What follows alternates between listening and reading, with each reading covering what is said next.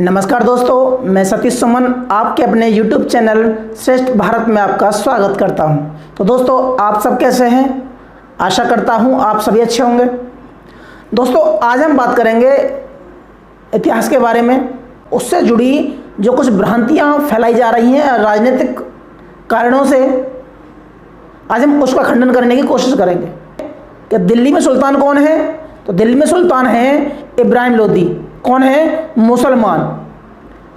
जो आक्रमण करने वाला है बाबर, वो कौन है? मुसलमान। पंजाब का गवर्नर कौन है? मुसलमान। ठीक है। तो सबसे पहले जो बाबर की जो मंशा थी वो सिर्फ पंजाब पर आक्रमण करने की थी, ना कि भारत में प्रवेश करने की। क्यों? क्योंकि पंजाब जो उसके पूर्वज था तैमूर, उसकी राजधानी थी। बाबर ने खुद अपनी आत्मकथा में लिखा है कि वो सिर्फ पंजाब से आक्रमण करके वापस जाना चाहता था काबुल की तरफ। समझौता कब हुआ? जब बाबर काबुल में था, तब राणा सांगा का और बाबर का समझौता हुआ और समझौते में कहा गया धौलपुर, बयाना और कालपी, ठीक है, ये तीनों राज्य राणा सांगा के पास जाने थे। इसके बदले वो जो दिल्ली के सुल्तान इब्राहिम लोदी पर आक्रमण करने में बाबर की मदद करेगा राणा सांगा। तो ये है राणा सांगा का और बाबर का समझौता। और जो आलम खां लोदी था, जो कि इब्राहिम लोदी का चाचा था, उसकी मंशा थी कि वो इब्राहिम लोदी के बाद दिल्ली का सुल्तान बनेगा। राणा सांगा का बाबर से यह समझौता और हुआ कि राणा सांगा इब्राहिम लोदी पर आगरा की तरफ से आक्रमण करेगा और बाबर पंजाब की तरफ से आक्रमण करेगा। ठीक है, यानी उत्तर की तरफ से आक्रमण करेगा बाबर और आगरा की तरफ से इब्राहिम लोदी पर आक्रमण करेगा राणा सांगा। ठीक है। दोनों की सेना 20 अप्रैल 1526 को आमने सामने आ गई, इब्राहिम लोदी की और बाबर की। कहाँ गई? पानीपत के मैदान में। हालांकि 20 अप्रैल जो रात्रि को बाबर की सेना ने आक्रमण की शुरुआत की, लेकिन सफलता हासिल नहीं हो पाई। इसके बाद फिर युद्ध शुरू होता है अगले दिन, यानी कि 21 अप्रैल को।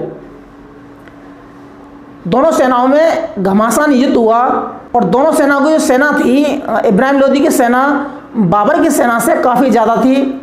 हालांकि बाबर कहता है कि वो उसकी इब्राहिम लोदी की सेना थी 2 लाख के आसपास थी, जबकि बाबर की सेना थी 12,000 के आसपास थी। लेकिन इतिहासकार ये मानते हैं कि दोनों की सेनाओं में 1:2 का अंतर था, यानी कि 1 बाबर की सेना का था और उससे 2 यानी कि 2 इब्राहिम लोदी की सेना का था। ठीक है। फिर भी इब्राहिम लोदी की सेना हार गई। कारण क्या है उसके? एक तो बाबर के द्वारा इस युद्ध में तुलगमा नीति अपनाई गई, यानी कि शुरुआत में एक गड्ढे के इस पार बैलगाड़ियां जो कि लोहे की चेन से बांधी जाती हैं और उसके पीछे तोप। पहली बार तोपों का प्रयोग बाबर ने पानीपत के मैदान में, पानीपत के युद्ध में प्रयोग किया। ठीक है। 2 कारण है। एक तो पहली है तुलगमा नीति, जो कि बाबर ने उज़्बेकों से सीखी थी। प्रश्न आता है कि तुलगमा नीति बाबर ने किससे सीखी है? तो वो सीखी है उज़्बेकों से, यानी कि जो उज़्बेकिस्तान के लोग हैं उनसे सीखी है तुलगमा नीति। यानी कि पहले गड्ढा, फिर बैलगाड़ी बांधी, उसके पीछे तोप लगा दी और दोनों दाएं और बाएं से सेना चल दी। एक सेना मध्य में है और एक सेना उनको कवर कर रही है पीछे की तरफ से। तो यह है तुलगमा नीति। दूसरा क्या है? तोप, जो कि भारत में पहली बार इनका प्रयोग किया गया। कि जो इब्राहिम लोदी की सेना थी वो अस्त व्यस्त थी, उनका कुशल संचालन सेना का नहीं हो पाया था इब्राहिम लोदी के हार के कारण। और कुछ भारतीय राजा जैसे राणा सांगा ने बाबर का साथ दिया इब्राहिम लोदी के खिलाफ, जबकि सत्ता पर कौन है? वो मुसलमान है, अफगानी मुसलमान। बाबर कौन है? वो मुसलमान है। अब जो राणा सांगा ने बाबर का साथ दिया वो कौन है? हिंदू। यानी कि हिंदू ने, राणा सांगा ने, जो कि राजपूत शासक है, जो कि हिंदू है, उसने बाबर को निमंत्रित किया दिल्ली पे आक्रमण करने के लिए। किसके खिलाफ? मुसलमान के खिलाफ। यानी कि मुसलमान का आक्रमण मुसलमान के खिलाफ। और साथ कौन दे रहा है? जो कि बाहर से जो लोग आ रहे हैं उनका साथ दे रहे हैं हिंदू राजा। अब दूसरे पाले में जो कि दिल्ली का शासक था इब्राहिम लोदी, उसका साथ दे रहा है, वो भी राजपूत शासक है। नाम है उसका ग्वालियर के राजा विक्रमादित्य, जो कि बाबर से युद्ध में लड़ते लड़ते मारा जाता है। यानी कि दोनों लड़ने वालों में दोनों तरफ मुसलमान हैं और सहायता करने वालों में दोनों तरफ हिंदू हैं। तो बस भ्रामक बातें सिर्फ फैलाई जा रही हैं और राजनीतिक उद्देश्य की पूर्ति के लिए, राजनीतिक महत्वाकांक्षा की पूर्ति के लिए एक भ्रामक बातें फैलाई जा रही हैं।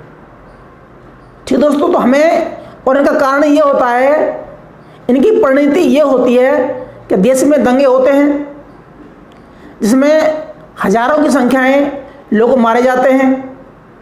फायदा किसका हुआ? फायदा होता है जिन्होंने धर्म के आधार पर जहर घोला लोगों में, फायदा उनका हुआ, सत्ता उनकी हुई। लेकिन जो मारे जाते हैं वो दोनों तरफ से लोग मारे जाते हैं, चाहे वो हिंदू के हों चाहे वो मुस्लिम के हों, दोनों ही लोग मारे जाते हैं। हमें किसी की बातों में नहीं आना है। हमें जो देश की जो एकता है उसको बनाए रखना है, जो कि पूरे संसार में प्रसिद्ध है, इसी के लिए भारत।